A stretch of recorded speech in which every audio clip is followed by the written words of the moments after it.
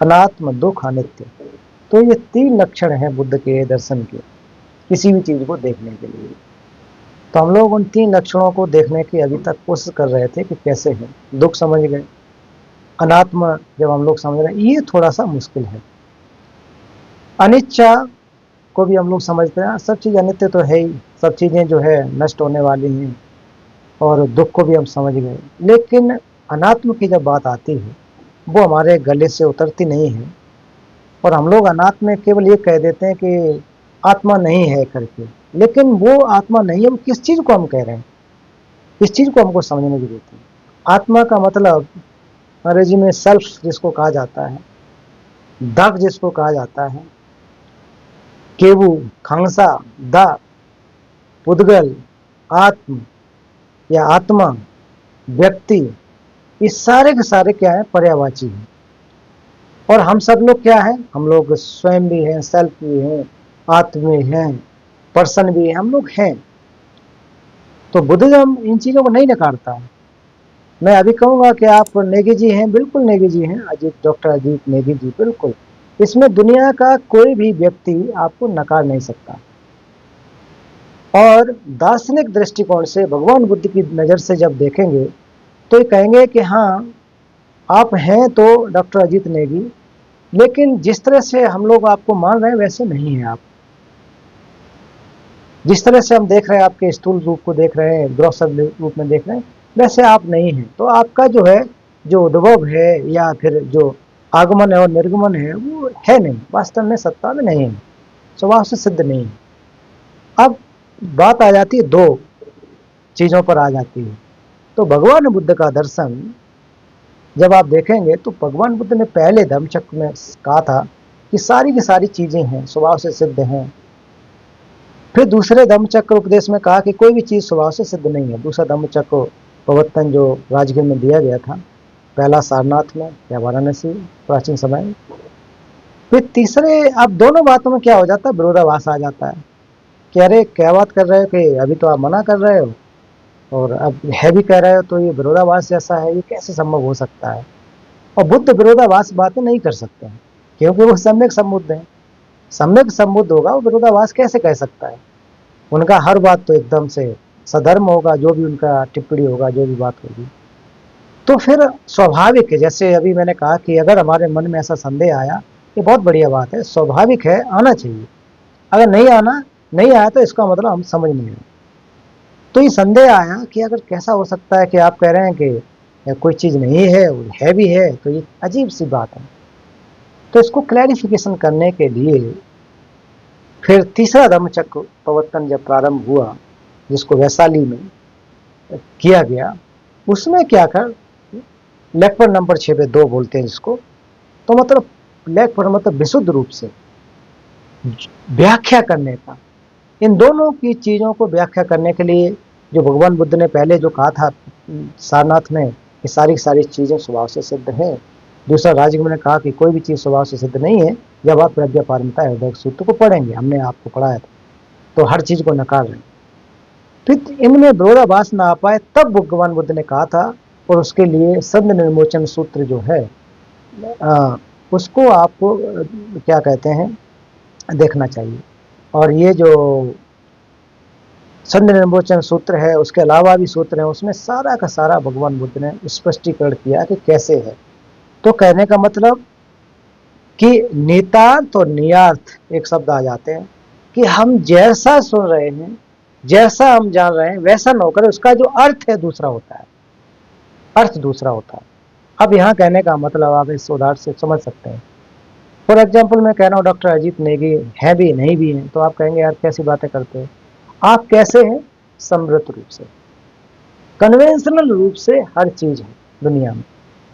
आप हैं, मैं हूँ, कन्वेंशनल रूप से आत्मा भी है। ऑफ कोर्स आत्मा का मतलब हम लोग अभी तक एक चीज सोच बैठे हैं, कोई अलग से चीज है, वैसा नहीं। आत्मा मतलब सेल्फ, पर्सन बिल्कुल है।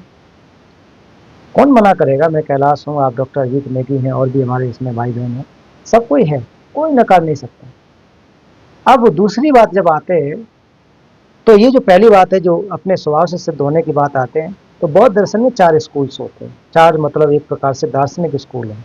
स्कूल मतलब वो नहीं कि हम लोग पढ़ने जाते हैं। तो 4 दार्शनिक विद्याएं हैं, परंपरा जिसको हम कह सकते हैं।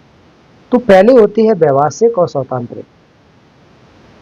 सौतांत्रिक और व्यवहारिकों का मत है, ये हम लोग जो पढ़ाई यहाँ कर रहे हैं वो दार्शनिक स्तर पर कर रहे हैं, इसलिए आपको जानना पड़ेगा कि स्वतंत्र को व्यवसायिकों का मत है कि जो भी चीजें हम लोग देख रहे हैं वो स्वभाव से सिद्ध है, कोई दिक्कत नहीं है इसमें। और ये जो स्कूल्स है लोअर स्कूल कहे जाते हैं, दूसरे शब्दों में जो हम इनको कह सकते हैं कि पाली परंपरा के अनुसार ये दो ही स्कूल्स हैं, स्वतांत्रिक और व्यवसायिक। तो वो कहते हैं कि सारी की सारी चीजें स्वभाव से सिद्ध हैं, और हम लोग अभी तक इन दो ही चीजों में पढ़े हैं, क्योंकि हम लोग का बैकग्राउंड वैसा ही है। थेरवादिन से ज़्यादातर हम लोगों का संबंध रहा है और दर्शन को सीखा नहीं, तो इसलिए लगता है कि हर चीज़ तो है अपने तरफ से। अच्छा, दूसरे जब सूत्र में फिर उसके बाद जब आते नकारते हैं कि कोई भी चीज़ स्वभाव से सिद्ध नहीं है, जो भी चीज़ देख रहे हैं कि मैं भी नहीं हूँ, तो इसके लिए बहुत अच्छा आप मिलिंद प्रश्न आप पढ़िएगा, है ना। तो मिलिंद प्रश्न में ऐसे यही जिक्र बहुत सारे कोट करके कहा गया है कि रथ का उसमें उदाहरण दिया जाता है, रथ का, पहिए का, तो उसमें सिद्ध करने के लिए 7 तरह के तरीके होते हैं, 7 विधियां होती हैं, है ना, प्रमाण के आधार पर। अब उसको जब देखेंगे या चलो वो दूर की बात है, हम लोग अब आपस में कि आप देखेंगे कि मैं कहूँ कि मैं नहीं हूँ, तो किस तरह से नहीं हूँ, परमार्थ रूप में नहीं है, अल्टीमेट नहीं है। अल्टीमेट रूप में अगर मैं होता, अब मैं क्यों नहीं अल्टीमेट में, बिल्कुल ये बात समझने की बात है कि परमार्थ रूप से नहीं हूँ, अल्टीमेट नहीं हूँ, द्वंद्वम देम्बा में नहीं हूँ। कुंजम देम्बा द्वंद्वम देम्बा जब बात आ जाती है वो, तो कुंजम देम्बा मतलब समृद्ध, द्वंद्वम मतलब परमार्थ में नहीं है। परमार्थ में क्यों नहीं है, फिर जा करके हम लोग प्रति समुत्पाद को समझना पड़ेगा। परमार्थ को समझना है तो प्रति समुत्पाद को समझना पड़ेगा, और प्रति समुत्पाद को अगर हम समझ जाते हैं तो क्या है, प्रति समुत्पाद में कहा जाता है कि हर चीज एक दूसरे पर आश्रित है। प्रति समुत्पाद का अर्थ यही है कि एक दूसरे पर आश्रित होकर के उत्पन्न होना। अगर कोई चीज आश्रित होकर के, निर्भर होकर के, डिपेंड होकर के उत्पन्न हो रही है, तो इसका मतलब क्या है कि वो अपने आप से उत्पन्न नहीं हो रही होगी, वो अपने आप से स्वभाव से सिद्ध नहीं हो रही होगी, क्योंकि निर्भर है। अगर जहां निर्भर है, वो निर्भर है, तो इसका मतलब वो निश्चित रूप से अपने कॉज पर निर्भर होगी, कॉज की वजह से उत्पन्न होती होगी, कारण होते होंगे। अगर मैं हूं, मेरा नाम अगर कैलाश है, तो कैलाश इसलिए तो नहीं आ गया कि मैं माँ के गर्भ में होने से ही पहले दिन से ही मैं कैलाश हूं, नाम पड़ गया, वैसा तो नहीं था ना। पैदा होने के बाद मुझे समाज में लोगों के द्वारा कैसे जाना जाएगा, तो एक नाम दे दिया गया, नाम मात्र है। इसलिए माध्यमिक दर्शन में यही तो कहा जाता है कि नियरली डेजिग्नेटेड, निम्नतम नाम मात्र दिया गया कि आज के बाद आप ये जान जाए। उससे पहले भी अगर आप देखने की कोशिश करो तो हमारा जो शरीर को देख रहे हैं वो 5 स्कंदों से बना है। अभी जब व्याख्या हुई थी 5 स्कंद थे, उसके अलावा हमारे धातु थे, 18 प्रकार की धातुओं की बात हुई थी, आयतन 12 थे, 5 या 6 प्रकार के हमारी इंद्रियां थी, फिर हमारे जो 5 स्कंद है उसके बारे में बात हुआ। तो ये सारे के सारी चीजों से मिलकर के ये जो हम एक देख पा रहे हैं ना, हम लोग कहते हैं कि हाड़ मांस का पुतला, तो हाड़ और मांस इतना ही थोड़ी है कि इससे हम बन जाएं। इसमें हमारा क्या कहते हैं कि रूप है, रूप जो स्कंद है, संस्कार स्कंद है ना, विज्ञान इसमें है, वेदना है।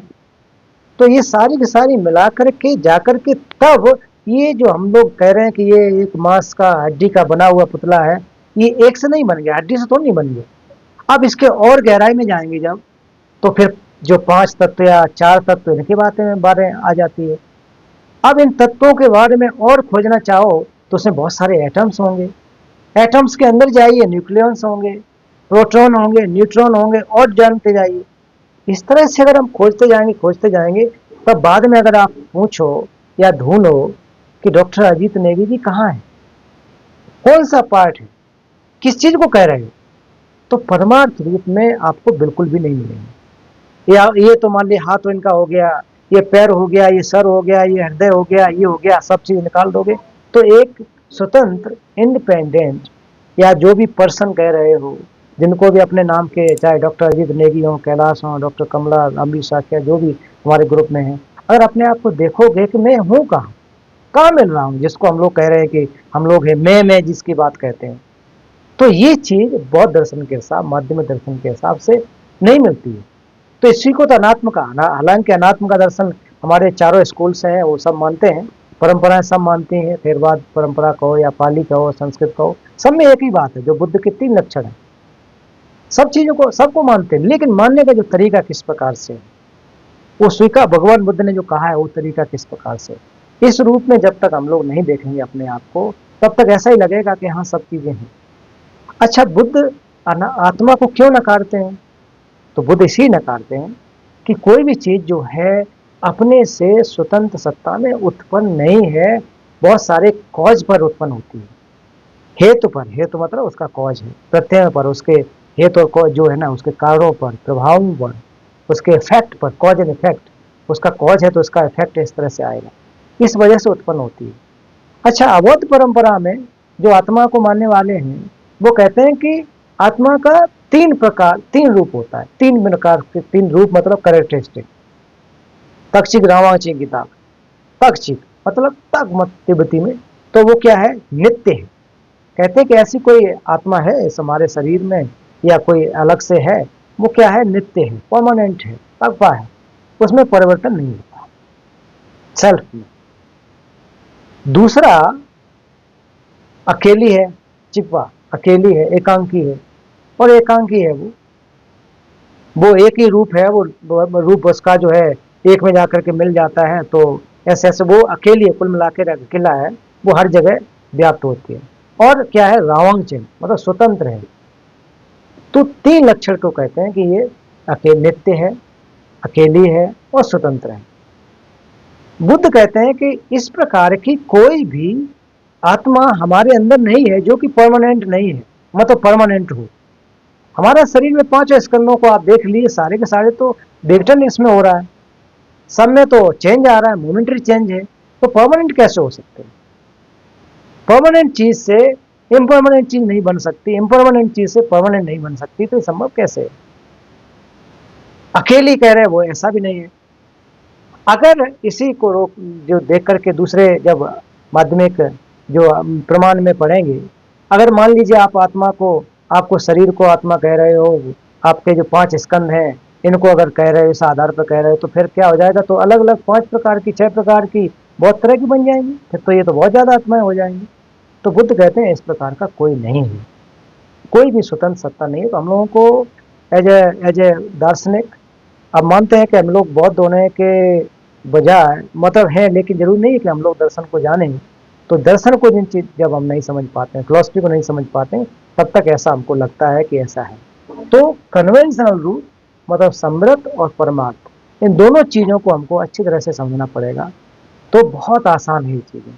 और जैसे जैसे प्रतीत समुत्पाद के दर्शन को समझेंगे और गहराई में जाएंगे, तो अंत में क्या होता जाकर के, तो कोई भी चीज स्वभाव से सिद्ध नहीं है। जो स्वभाव से सिद्ध ना हो, अपने से सत्ता में ना हो, वही तो उसका स्वभाव है। हर चीज का स्वभाव यही है, रियलिटी है ये। स्वभाव मतलब उसका कैरेक्टरिस्टिक, रंगसिंग, ये हम सबका है।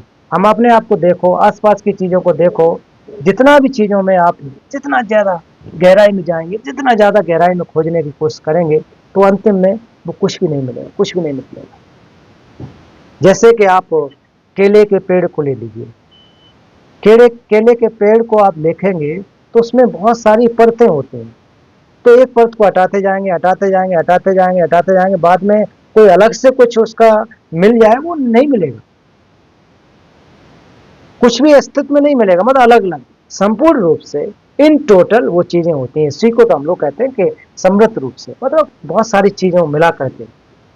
तभी हमारे जो जो भगवान बुद्ध ने 4 प्रकार के जो सील या मुद्रा जिनको कहते हैं हम लोग ना, जो एक प्रकार का स्टाम्प लगा दिया भगवान बुद्ध ने, 4 बातें जो कह दी, जिनको कोई नहीं काट सकता है। मैंने आपको जिक्र किया था, आज भी फिर से करता हूँ।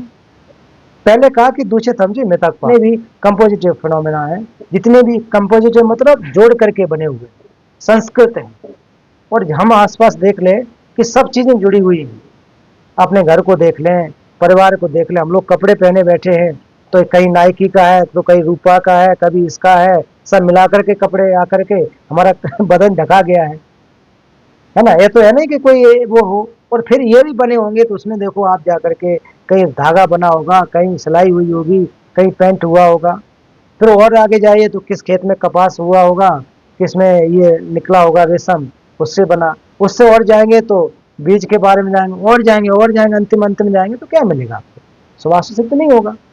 तो जितनी भी कंपोजिटिव, जितनी भी चीजें हैं जिनको हम देख रहे हैं, वो क्या है? अनित्य है। सभ्य संखार अनिच्चा, भगवान को कहते हैं जितनी भी चीजें, जितनी भी वस्तुएं हैं, जो भी हम देख रहे हैं, सब अनित्य हैं। तो ये तो बिल्कुल बात मानना पड़ी। इसमें बौद्ध होना या अबौद्ध हो, इससे कोई फर्क नहीं पड़ता है। इसको तो हमको मानना पड़ेगा, हर चीज को तो इम्परमानेंट है। क्यों इम्परमानेंट है? मोमेंट्री चेंज है, ये भी समझना पड़ेगा।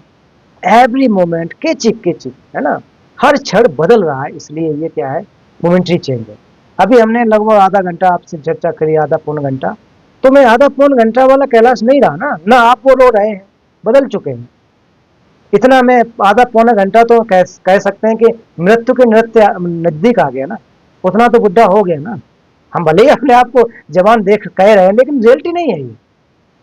हर मोमेंट में हम बुढ़े हो रहे हैं। तभी तो कहा जाता है कि I am 10 year old. Old क्यों कहा गया? यंग क्यों नहीं कहा? यंग कहना चाहिए, हम लोग तो युवा हैं, कहना चाहिए कि आई एम 25 ईयर, मतलब 25 ईयर्स यंग क्यों नहीं कह रहा आदमी? तो लॉजिक है कि नहीं इसमें? ओल्ड क्यों कहा गया? कि हम 25 वर्ष बूढ़े हो गए। क्यों बूढ़े हो गए? अनित्य है। तो इस तरह से हम लोग जब समझेंगे अनित्य, पहला भगवान बुद्ध ने ये जो स्टाम्प लगा दिया, एक प्रकार से जब हम लोग किसी, कहते हैं ना, जब मान लीजिए कहीं सील लगा दे सरकारी, आप देखते हैं जब, तो उसको एक प्रकार से ये लीगल हो जाता है, कोई खोल नहीं सकेगा। खोलेगा तो कहा जाएगा ये तो गड़बड़ मामला है। तो बुद्ध ने एकदम सील लगा दिया कि जितनी भी हम चीजें देख रहे हैं, दुचित हमसे मितक पा।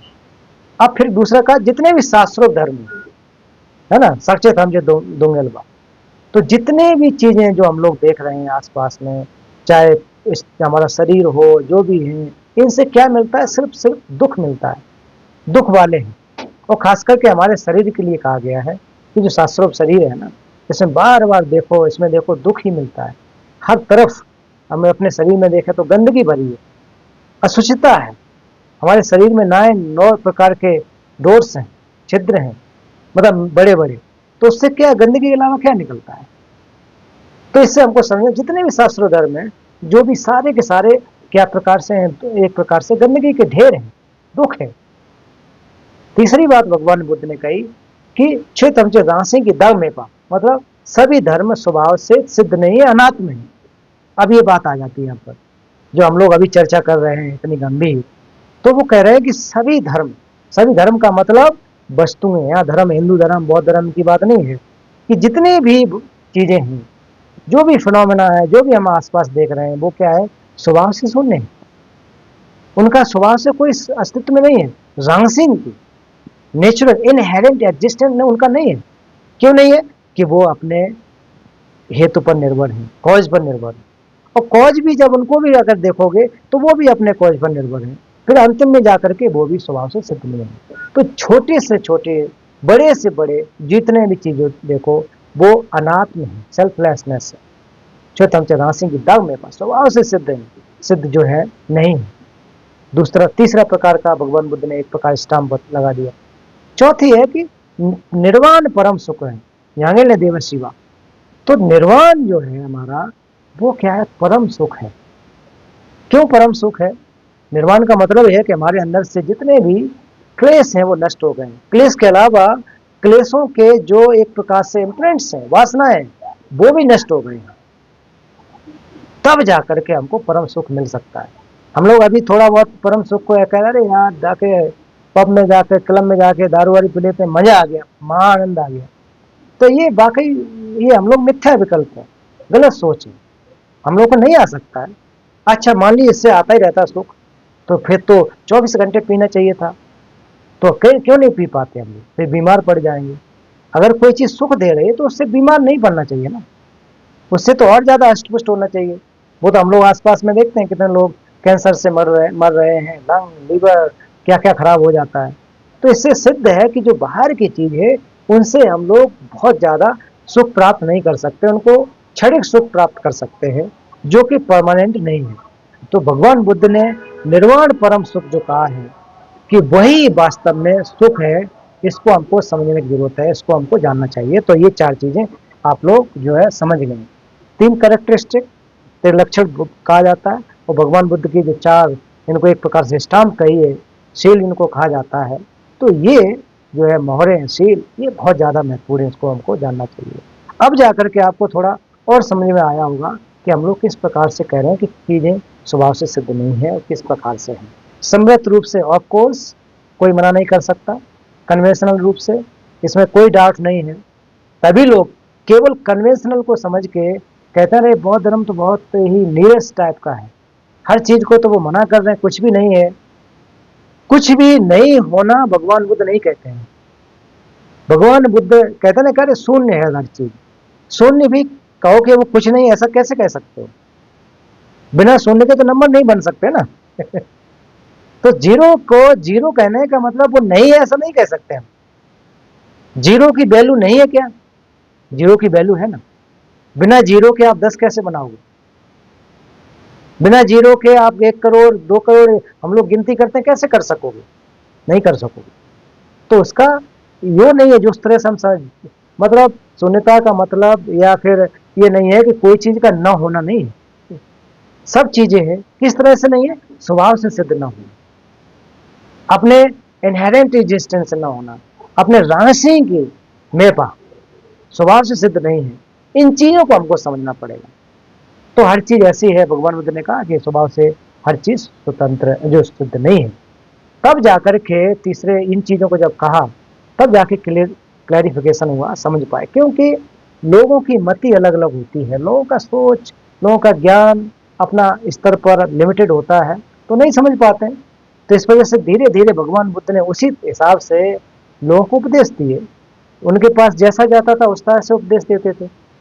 ऐसा तो नहीं सब जाकर के वहाँ विद्वान जाते थे उनसे सुनने के लिए। बेचारा कोई किसान भी जाता था, कोई गरीब भी जाता था, अमीर भी जाता था, सब कोई उनके पास जाते थे और बैठते थे। फिर बुद्ध समझ लेते थे कि इनकी मनोदशा क्या है। तो मनोदशा समझने के लिए हमने आपको अभिज्ञा बताए थे, उसमें एक था कि दूसरे को चित्त को समझ लेना। तो उस हिसाब से समझ करके बुद्ध उपदेश देते।